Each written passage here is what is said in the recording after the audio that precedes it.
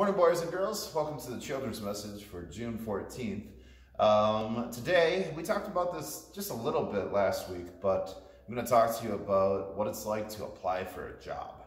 So when you apply for a job, you get this piece of paper together and you have a resume, and it's got your name on it, and it's got what you're good at, other places you've worked, maybe some references that people can call to be like, is this person a weirdo, or are they cool, or are they a hard worker, and that kind of stuff. And then you have that resume, and then you go online, or you walk by a place that says now hiring, and then you go in there and you apply for the job. And then when you apply for the job, you give them like your information and stuff, and then they'll usually say something about, oh, well, we'll call you and we'll let you know. And then you might get an interview, and then maybe a second interview, a third interview, all these different kind of interviews, because they want to know if you're the right fit for the job. So, in our lesson today, Jesus is getting people who are ready to do a job for him. But he doesn't take applications.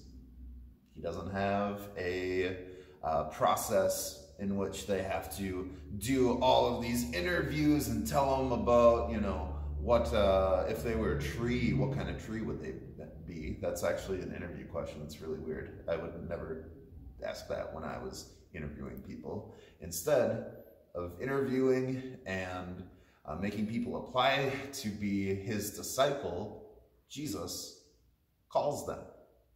Jesus does the picking. This would be like if, you know, down here at the Quick Trip, they were like, you know what? We need somebody to work at this job. And they just came to somebody's house, they knocked on the door, and they're like, hey, you're the person for the job. Now that person would probably be very confused. Or if, you know, the person was walking down the street and they were like, hey, we need to hire you to come sell our gas. That just isn't the way things work in the world, but that's what Jesus does. So in part of our lesson, it says, he called to him his 12 disciples and gave them authority over unclean spirits to cast them out and to heal every disease and every affliction. And then it gives the names of the disciples. So Jesus calls his disciples. And here it's not so much that initial call, he's just gathering them together. But what is the job that he has for them to do? We go back and we have Jesus walking through the cities and villages and teaching and proclaiming the gospel of the kingdom and healing people. And then it says, when he saw the crowds, he had compassion for them because they were harassed and helpless, like sheep without a shepherd. Then he said to his disciples, the harvest is plentiful, but the laborers are few. Therefore, pray earnestly to the Lord of the harvest to send out laborers into his harvest. My friends, there are crowds everywhere that need to hear the good news about Jesus. There are crowds that are gathered. There are people out in our world that are hurting. There are people that need to hear the good news about Jesus. And those laborers that are few, Jesus has actually called you.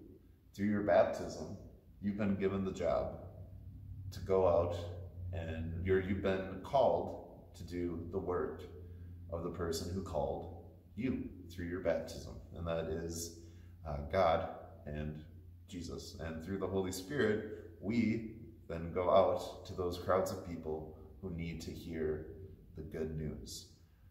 Jesus here, when he asks for people to do that work, he is also talking to you and to me.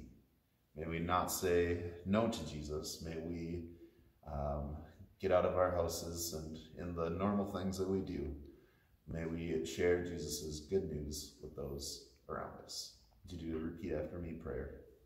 Dear Jesus. Dear Jesus. Help us. Help us. To do. The work. You would have. Us do. Amen. Amen.